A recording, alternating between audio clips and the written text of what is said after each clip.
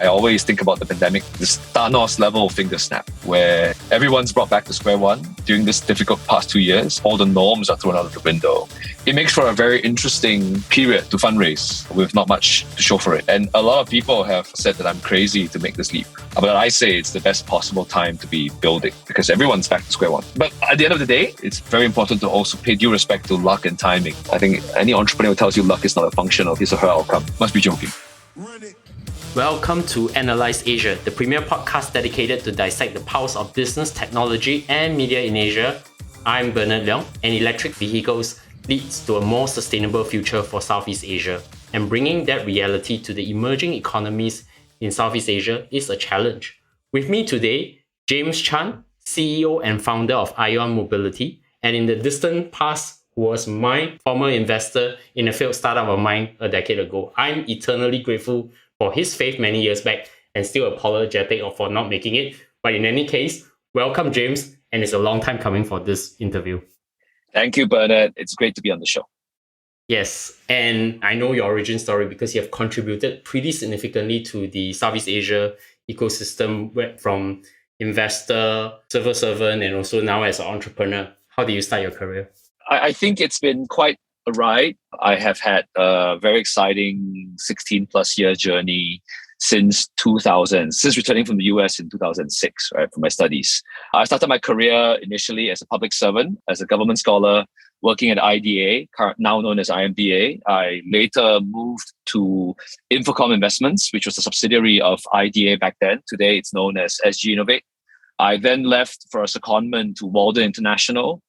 And after which 6 months in, I had a benefactor bust me out from my scholarship bond, right, Joy Ido. And we started a venture fund together, a 5 mil seed fund. So that's how I crossed paths with Bernard, investing in a startup that he mentioned previously. And that fund did really well, but I stayed on in Southeast Asia and went on to build my own venture builder, venture accelerator holding company called Silicon Straits. Got involved in all kinds of venture build, venture accelerate plays, of which included a Vietnamese-based software and product development company. There was a subsidiary of Silicon Straits that was also involved in a warehouse robotics company from India that helped them internationalize in Southeast Asia and Japan. And later on in fintech, working with a Chinese company, a Chinese startup from Beijing. And all of those journeys eventually led me to where I am today, working and building on Ion Mobility as its founder CEO since late 2019. So all the way before Ion Mobility, I think what I want to ask you is, what are the interesting perspectives moving from the investor to the entrepreneur point of view? Yeah, I get this question a lot. I think both as an investor, having gone, in fact, all three sides of the table, right? Having sat on the industry development side of public service, and then having moved to early stage tech venture capital, and then serial entrepreneur in a bunch of roles across different industries. It's very similar. I mean, investing and startups, even though they seem different, it's really two sides of the same coin, right? I think both are startups of a different sort. I've started a fund before, I've started companies before. And as an investor, a common phrase I use is we tend to play the field. It tends to be top down. We identify themes and trends. We fundraise from our investors. And then we look at the entry, the portfolio construction, the exits, and we take a risk management view. And of course, there's also within the GP dynamics, right, between the investing partners. As an entrepreneur, I think it's very much bottoms up, trying to make a marriage work, where you first have to figure out whether you're in the right macro meta identification play, pick the bets you want to go after. And then you figure out your entry point, and then you hustle your way to initial traction, product market fit. And then a lot of the focus is on the team talent and the way you pull together the execution of the fundraise, the operations, the product development, the exit eventually, which I think all investors are looking for. So I think they're similar, but very different, of very different sort of similar. And having gone through all sides of that, it's pretty humbling to try and do it on the entrepreneur side. Yeah. That comes to my favorite question. What are the most interesting career lessons you can share with my audience? I have two maxims that I tend to lead my life with. I share this a fair bit with the annual EMBA class I teach at once a year. It's a bit like an equation, right? As an engineer myself, I like to think in equations. And of course, I'm using very simple operands, but in most of the world, we are measured by our results, right? So I've been looking at how I frame my mental model to achieving results. And I look at it as a combination of generating flow, and then you kind of multiply that with your ability to filter from the flow. And then you multiply that against the kind of action that you can take as an individual, as as part of a team. And then when this thing gets combined together, you have this results that you're gunning for. Very often when you can't generate flow, then you obviously have less opportunities in life. When you have a lot of flow, but you can't pick well, then you can't filter. You just buang lah. You pick the wrong kind of thing to work on. And if you have flow and filter, but you can't take proper action, I think very often then you don't get the results, right? The Chinese say 差之毫厘，失之千里. So it's just one little bit that you miss. And I think that's when you need this complete triumvirate.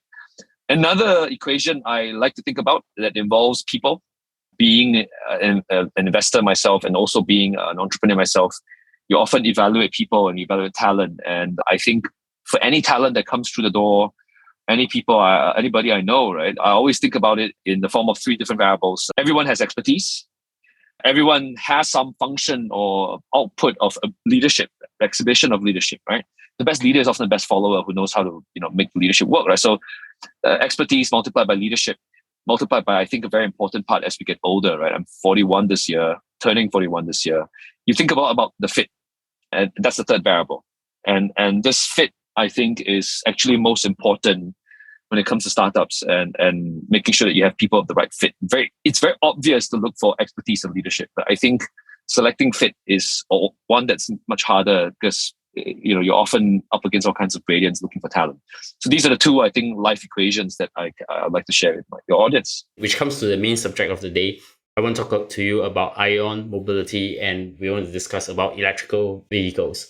And I'm going to do this interview a little bit different and actually invert it around. I want to help my audience to understand the electric vehicle opportunity.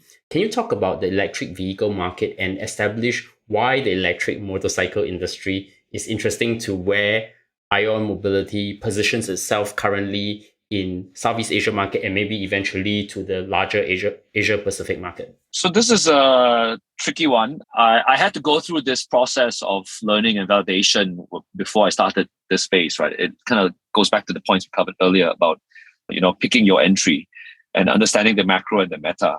I think I would like to respond to your question in several perspectives. I think on one perspective, I think about it in terms of the electric two-wheeler market to come vis-a-vis the ICE two-wheeler market that is in Southeast Asia. ICE being internal combustion engine, right? It's a traditional combustion bikes. I think there's one paradigm there where in Southeast Asia is actually the third largest market in the world, right? Indonesia by itself is the third largest market in the world by new motorbikes, ICE two-wheelers sold every year, even during the pandemic, right? Behind China, number 2, and India, number 1. And I think the E2-wheeler market to come is one where it doesn't exist today in Southeast Asia. I say it doesn't exist unlike, say, China, right, where you have bicycle lanes and $300 to $700 mopeds that are for bicycle lane traffic. That's paradigm-wise very different from what you find in Southeast Asia, where it's riddled with combustion bikes, ICE bikes that are everywhere, that are central to the lives of Southeast Asia consumers as they go about their lives in the cities. So that's one paradigm. And then there is the Southeast Asian nuance, I think, where you think about markets. I think about them in two categories. I think there's these significant markets like Indonesia, Vietnam, Thailand, and to some extent Philippines, right? And then there's the others. I think Malaysia, for example, I always get this question, is Singapore an important market? No, not really. But it's a home market, right, for the headquarters. But I often think about Malaysia as a more interesting hinterland market than Singapore, and then the others. So there's also the Southeast Asian market segment, because Southeast Asia is actually a complex market. Every country is different. But then again, even in the motorbike, scooter realm, the dynamics is unique within each of these tiers, or even within each country to each country. So, and then the third, I think, perspective or third paradigm I think about is Indonesia being the world's largest nickel producer. right? I think the Indonesian government in recent years have been trailblazing in revamping and upgrading their promotion and regulating policies around their commodities, production, extraction, their industrial and transportation policies revolving around electric two-wheelers. I think Thailand is a far second, and there's some fast recent movements I'm seeing and murmurings from the Malaysia market as everyone thinks about what electric two-wheelers, what role it plays in the transition of their transportation sector, and at a large extent, the transportation GDP. And then the fourth paradigm, I think about this is in the environmental impact of what we do. What the market electric two-wheeler opportunity means, the environmental impact. Everyone thinks that electric cars, buses, and trucks are the more obvious EV to go after. That's where I think there's a huge glaring hole in their evaluation, because a lot of us ride cars from a better, in terms of the way Singapore's a car first market. And that's why our regulators don't focus on motorbikes. But Indonesia is motorbike first. It outsells cars 6-1 on an annual basis. And there's a much larger population of motorbikes, right, than cars. So the impact, the ability to exert impact in what we do, from an environmental perspective, I think is far greater when we think about it in terms of, say, urban air pollution. Not so much just pure environmental in a woolly, fuzzy-wuzzy kind of way, but I think a lot about it more in terms of the health benefits of how we eliminate the PM 2.5 and other particulates from combustion motorbikes and scooters, henceforth urban air pollution. And then also, I think over time, as this catches on in an even bigger way, I think we can see within this environmental umbrella, the brown energy to green energy transition. This conversation is not very focused on because we're really dominated by brown energy in Southeast Asia, Indonesia especially, coal, and to a lesser extent, gas, right? And because of that, I think it is important for us to think about where to enter the motorbike category, the motorbike scooter category, in terms of the price to value segment. That's why we picked the premium mass market as our entry, the 150 to 160cc category, which is still a significant market segment in Indonesia, even though it's not the biggest market segment. So I think by taking on this multitude of perspectives, I hope it at least helps to give your audience different ways to think about this. I don't know if I gave clear answers, but I wanted to just offer frameworks in thinking about this market and how we want to position ourselves, how we think about this, right? how we slice and dice this. That's pretty clear, given that you actually look at this particular problem in 5 different perspectives and covering the environmental aspect, the affordability, the markets itself, and etc. Maybe I want to drive a little bit deeper. Then what led you into getting the inspiration behind setting up Ion Mobility? A lot of my friends in the business world and investing world and my relatives are shocked, right? I mean, like, James, you don't even have a motorbike license. What makes you sure that you can go after this and make it successful? And this harks back to your question earlier about how I started my career, my advice I gave earlier in general. At the age of 40, 41, well, when I started this 38, 39, right? A lot of people say that founders in Southeast Asia start much later than them in the Western world and say the traditional Silicon Valley perspectives, where in Asia, I think the startup age that you really start mellowing and reaching your prime, I think is 40, 30 plus 40. And you've accumulated this, life of wealth of experience and perspectives by now, for me. And I kind of look back at my process, my journey, right? Having gone full circle, what did I prefer to do? I was really seeking my second half of my life kind of business. Like the Chinese would say, 下半生的那个事业. And in looking for this second part of my life challenge, I really wanted to build something not just challenging, right? I think we all like to self-flagellate to some extent as entrepreneurs and seek maximum pain, right? And that's part of this crazy DNA that we all carry. And in thinking about this, what I want to align my life goals, my life stage, and this goes back to my lesson, my formula earlier, right? About expertise, leadership, and fit. About myself, right? Think about myself, what I've gone through. What expertise have I gathered over the years with my particular brand of leadership and my life and career fit? And what am I looking to to deliver or achieve with my so-called 下半身事业, my second half of my life venture. And I really reached this crystallization of wanting to deliver impact in a long-term play. One which isn't about chasing venture capital fund cycles and themes and Web3 being such a hot thing.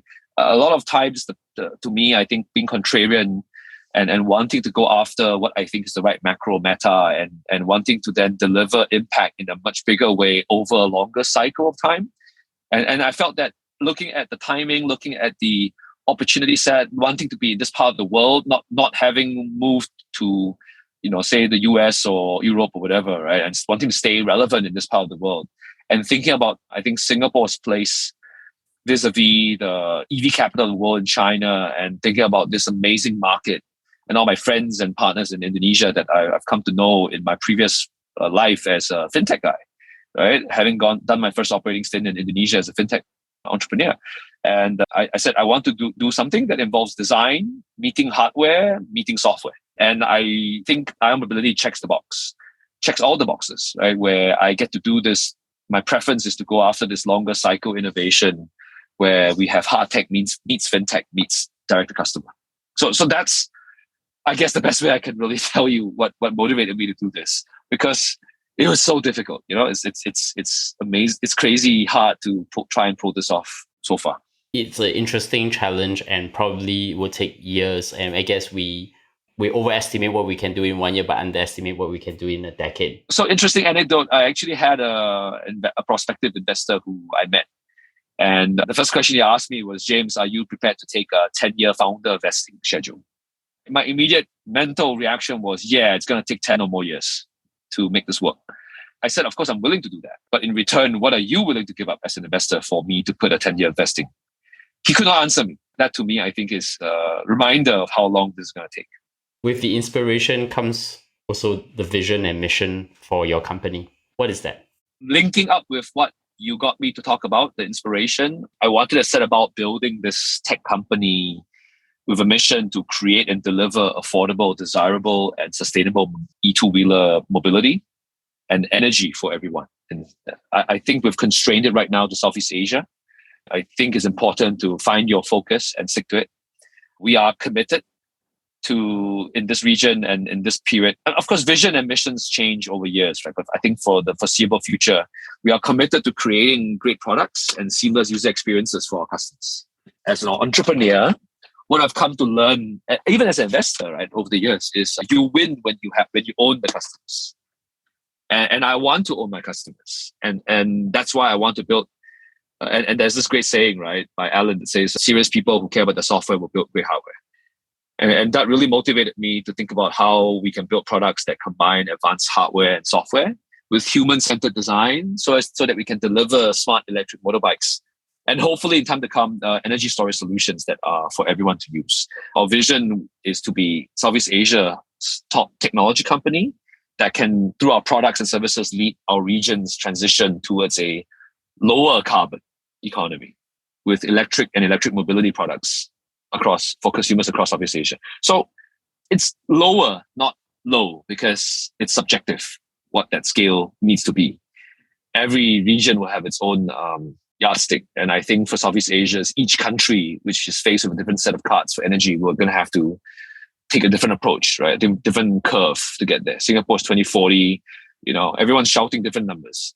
That's why we are motivated to then build our inaugural EV motorbike product designed for Southeast Asian motorbike riders, an expression of this mission that we started on Made Real, where we started with a sketch, moving on to computer-aided designs on the computer to supply chain production, and eventually from store to our customers, where we want to demonstrate this interplay between rider versus machine, between design versus functionality, and between performance versus intelligence, so that we can deliver this unequivocal dynamic riding experience. I went from top down, right? Gave you this view of what we're hoping to achieve. Very grandiose words, but I like to think that in the past 2 years, we've been slowly but steadily executing, chipping away at the problem and building all the pieces of what it takes to have an end-to-end full stack approach that I believe in will take us to success in this region. So as I understand, ION Mobility focuses on the electric motorcycle and also energy storage solutions. Can you provide some color to how these product lines shape the businesses? I think about it in terms of three parts. E2 wheelers, it's used very loosely as a category, but in our case, it's specifically going after the premium mass market of ICE motorbikes, which is the 150, 160cc category. That is embodied by our first model, the Ion Mobius, that we unveiled last December. And we're in the midst of moving towards production cycles, getting ready for go-to-market in second half of this year in Indonesia. And these are road-worthy motorbikes, right? These are not low-powered vehicles that you can't take two adults on a slope with load, right? So these are powerful vehicles that are requiring motorbike riding licenses, unlike the mopeds that you use in China on the bicycle lanes. So I think that's what we're trying to do. We're already designing the second model, and in time to come, hopefully more to tell you about that. That's for the motorbike space, the E2W space. The second aspect is the energy storage. Right now, I think it's the battery packs that we have, the battery management systems that we have in our motorbike product. But over time, I can see our know-how and capabilities and technology and supply chain access and our IP expanding to potentially cover products that might serve as an energy storage solution for homes and offices. So something that I don't have anything on hand, but we're actively thinking about this problem. I can see this being an augmentation to the grid. I can also see this as an augmentation to a fast charging network where it's about pack to pack, DC to DC. And last but not least, I think about also the fast charging network that we will eventually deploy. Not initially, but even as we're trying to build up and go to market with our motorbikes, we're already laying the foundational pieces for our in-house technology to enable fast charging to come in time to come.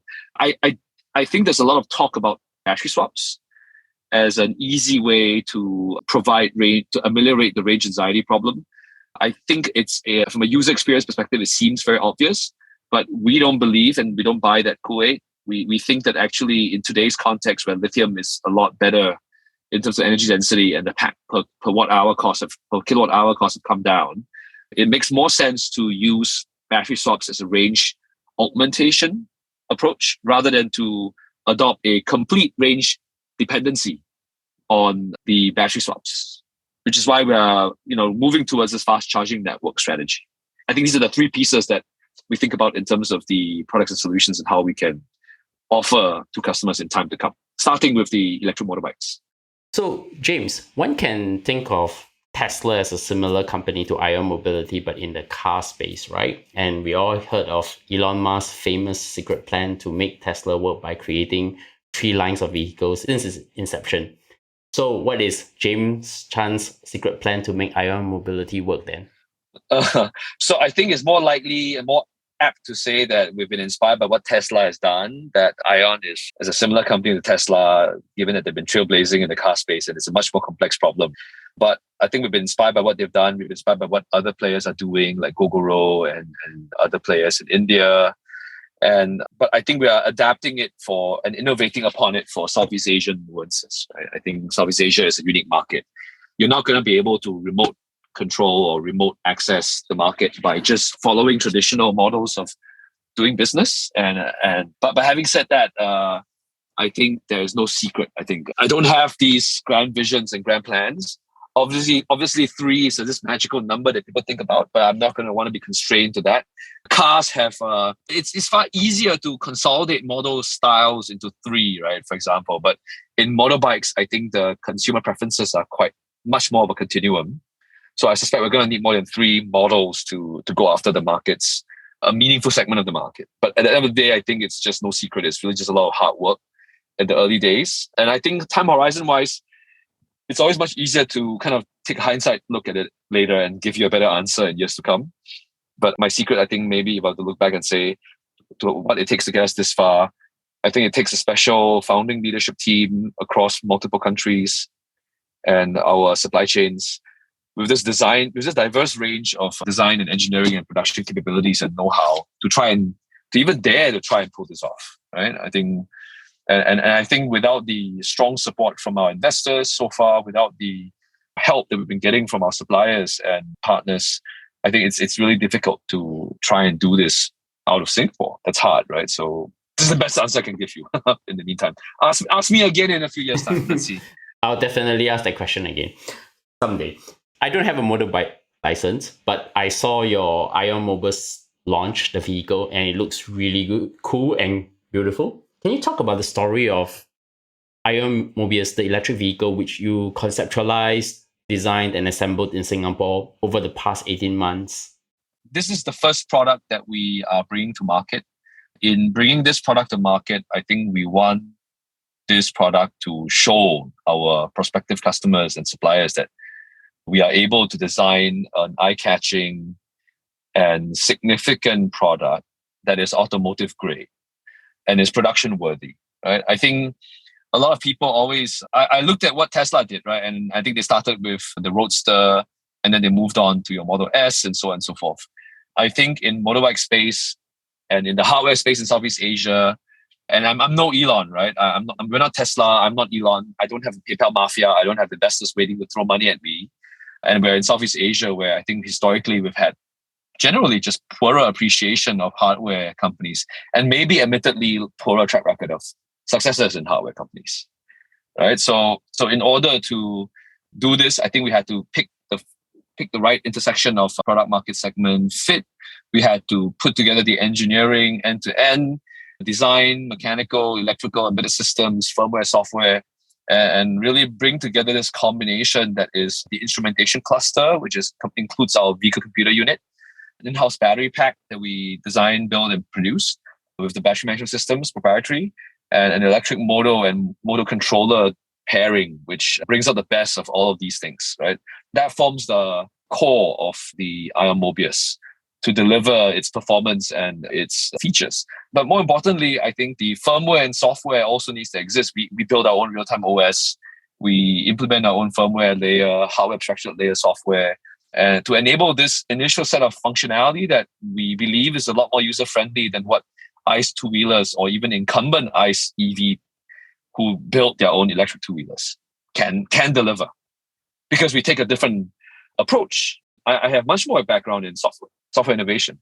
And I think we're taking that view the same way I think Tesla does in trying to find ways to build a modular and extensible platform that can let us add more features over time, add more sensors over time, and adopt this iterative, creative approach as we listen to users and deliver more value to them in a quicker way than how I think automotive two-wheelers have been designed and sold. So take a sledgehammer to it and kind of make it a 1984 moment in the two-wheeler space for automotive road vehicle products.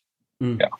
So one of the key interesting parts is to think about the manufacturing and distribution of hardware, whether it's a motorbike or phone, is always complicated and requires also some form of knowledge to how the supply chain works. How will Ion Mobility have to work to get your manufacturing to scale as you get more demand from the market? Because it's two-wheeler, but I think you have alluded to talk about the difficulty of actually putting all the different components together. I saw the screen of the Ion Mobius bike is very well designed, and I think is kind of making the electric motorbike into a computer of some form, at least from my point of view, also taking a very software approach of thinking about that. Yes, it's pretty much two wheels with an engine and a battery and a computer. And you're right to say that I do think about it as, in some senses, number of active subscribers who are contributing revenue through active motorbikes, electric motorbikes that are riding actively on the roads every day. So in order to get there, I think you're right. We have to first make it and distribute it. And the first statement I'm going to say is not something that investors like to hear, but in this region like to hear, but it's going to take time. This is hardware we're dealing with. You can't agile the shit out of hardware as easily as you can agile software and have quick releases. You're going to have to plan better. You're going to have to coordinate better and break through the Tower of Babel and ensure that communication works great between all the offices we have, right? I mean, we have 3 major centers of operations right now, and with Singapore as the HQ, a design and engineering center, but we've also got some engineering and production know-how in China, supply chain. We've also got our go-to-market supply chain production teams in Indonesia. And I think this ability to bridge it and to get to where we are today is a representation of how we've been able to get it to work at this point in time. Of course, as you scale up past the initial low volume builds, you're going to need a lot more scale I think the know-how, it's not rocket science, right? I mean, I'm not trying to go to Mars. All the kung fu that's needed to make reliable motorbikes have been done before. I think in India, you have several Indian conglomerates who have partnered with the Japanese players in the early days of India's motorcycle history. In China, you have the Chinese OEMs who have done a great job at keeping the Japanese at bay in China, right? And have built their own business over time in China. And so there's talent, supply chain, there's know-how. And in Indonesia, I think Honda and Yamaha, they're not doing that much engineering there, but they've done a lot of supply development, supply chain developments, and assembly. I think it's really about stitching the thread through the needle eyes. There's a lot to do, though. There's a lot of moving parts. And to that end, I think we've already built the teams across the regions. We've done our builds so far. We've already designed and deployed a battery pack assembly line in Singapore, which we can scale up to Indonesia once we commission it and run it several cycles. And we're putting together a pilot vehicle assembly line in Singapore that will be used as a digital twin for our eventual Indonesia assembly operations. And with the team working on identifying and shortlisting our CKD, completely knocked down full production facility in Indonesia. That, I think, is the best answer I can give you now. I don't want to give too much away. We're still figuring some things out along the way. But yes, it's going to take a lot of manufacturing prowess. And I think that's really the part that I think a lot of people don't think about. It's just, it's so easy. Just put two wheels together and some batteries and off you go, right? You can start moving. But no, I think the business is much more than that. You're going to have to make them. You're going to have to make them well. You don't want the bikes to catch fire in the middle of using, like what's happening to the Ola scooters in India, because they're rushing it, right? And you don't want to have too much money and you blow it all away. You don't have not enough money so that you can't put in the right purchase orders for the right components at the right price. So it's complex and it's going to take time. So the other interesting question I thought to this question, and I think people don't really think about it, also with the nuance that Southeast Asia is also multi-country markets as well, is the selling in the markets that you operate in. Maybe can you talk a little bit on how are you thinking about sale of vehicles locally in the markets you operate in? For example, I guess Indonesia now is the largest market. For those who may not know about Southeast Asia, in Indonesia, if you walk around, everyone is going around the city through a motorcycle. And are there any tweaks to the business model to which what you need to do to make the sale happen? This is the only question, I think, in your interview where I'm going to try and keep more of the details closer to my chest.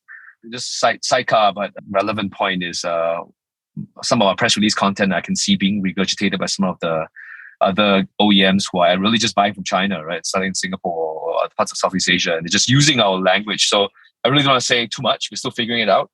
But I think to keep the podcast interview interesting, I think there are some maxims that have bubbled to the surface. I think we will do a direct customer approach. It is the harder way, but I think it is the way. It will be digital first, and there will be lifestyle retail touchpoints and partner networks that we're going to have to roll out. Another maxim, I think, is that automotive business is not consumer internet blitzscaling. I am leery of investors who ask me to grow fast. I'm leery of investors who are pushing me to launch quickly so that I can get pre-orders. Right? I think hardware inherently is complex. It's going to take time, and it's going to take more capital than what I think most VCs are able to support from the fund life and check size perspective in this part of the world. But it is not blitzscaling, and it's going to take a different approach in order to have what I call slow and steady growth. Right? I wouldn't call it the elephant. I wouldn't call it the camel.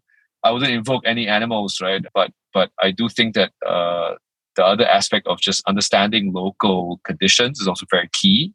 And I think in our team, in my background and experiences as an engineer, trained, multidisciplinary, multi-function, product CEO, founder, that's multi-hatting, I think we understand this really well, and we're going to do our damn best to try and pull this off. It's not going to be easy, but we're still figuring it out. Yeah. I mean, from our conversations for so many years, I know you for being very authentic and always speak to the point, and I'm really glad that you provide a very, at least, honest of what you want to share about where you're heading as such. I think I want to switch a little bit about the question and maybe come to the fundraising for your company. It's definitely a challenge, and I think a lot of people do not appreciate how difficult it is to raise money for a hardware company plus software company together at the same time. How much have you raised so far? Given my last data point, I think is about around US 6.8 mil for a seed round. It's pretty large. And who are the investors in the round that are helping you along the way? Yeah, so we started out by raising a 3.3 bridge in kind of like a seed bridge in 2020. That was the year where we started to assemble the team and put the in-house R&D and product process together. We then raised 3.2 million external more, which made it 6.5 million total external.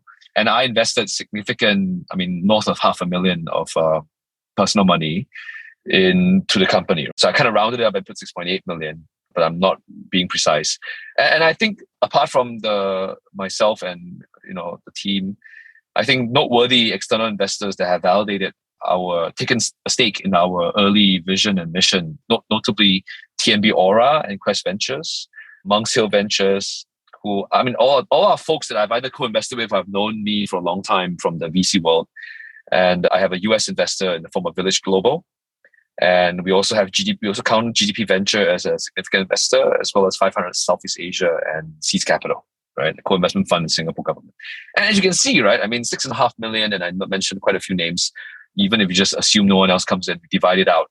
The average check size is also a reflection of the complexity of trying to fundraise with nothing to show for it. You don't really have an MVP that you can just show, right? Hardware takes a lot more to get going in that sense. But I'm really thankful for their support so far. And you also put your skin in the game as well, right? Yeah, nothing beats that. Find me founders in a typical build that can put that much money in. Not easy also, which I think also lends some confidence and credibility to attempting to raise with a bigger idea. Yeah. Definitely. How do you convince your investors to invest in a hardware company? And to be frank, I know some of them, I won't name who, but some of them are afraid of hardware challenges as well. Wow. This question brings me back. I think there were moments of wavering, but eventually it pulled through. It really wasn't easy. I got a lot of negatives and platitudes from people I didn't expect. I'm surprised there are funds who raise money from investors who don't want to take us seriously, given what we're doing. But I also don't blame them, as you rightfully pointed out. It's very easy, I think, in life for people to wonder if other people can do it if they don't think they can or not seen it before happen. And having worn that hat before, having made those mistakes before, I understand. But I really am grateful for the support and we've gotten in spite of the adversity of trying to raise amidst the pandemic. I always think about the pandemic, this Thanos level finger snap, where everyone's brought back to square one. And during this difficult past 2 years, all the norms are thrown out of the window.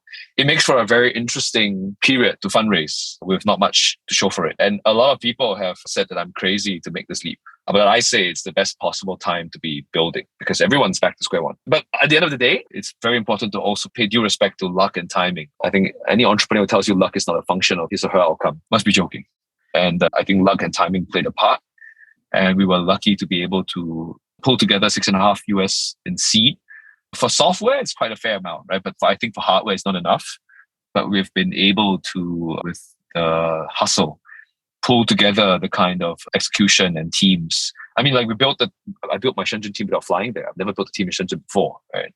And I think those are examples of how we've just had to hustle to make this happen. And I think that's how I think investors is one part of the equation, but the pandemic made it even harder. And yeah, looking back, still amazed by it sometimes. Given that you are an investor previously, so one interesting question I think we don't ask a lot in our region is how do you communicate and get advice from your board in your current role as a CEO of your company? This is an interesting question to ask me. I've been asked that before by my board, actually, how they want them to support me, right? And I think the reason why they ask me is because I'm not your usual founder. I have experience and connections and battle scars and track record that classical first-time founders don't have. And I think I can hard carry my team and get hands-on and wear multiple hats so that the rest of my leadership team can focus on what I can't do that they can do. I thank the CEO, CMO, CFO role. Because of my background and my profile, I think my board has an inordinate amount of trust in me.